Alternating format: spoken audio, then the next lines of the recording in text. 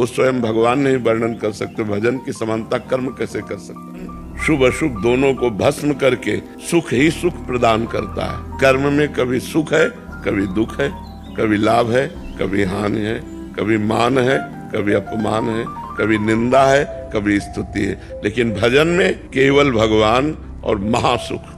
कर्म की ताकत नहीं कि अविनाशी पद प्रदान कर सके, भजन की ताकत है कि अविनाशी पद प्रदान करेगा।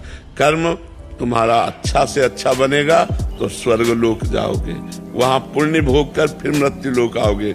लेकिन अच्छा भजन बन गया तो भगवान को प्राप्त हो जाओगे। कर्म से बड़ा भजन है। भजन करते हुए कर्म करो तो भगवान की प्राप्ति हो जाएगी। कर्म त्यागी नहीं होता, कर्म फल त्यागी होता है।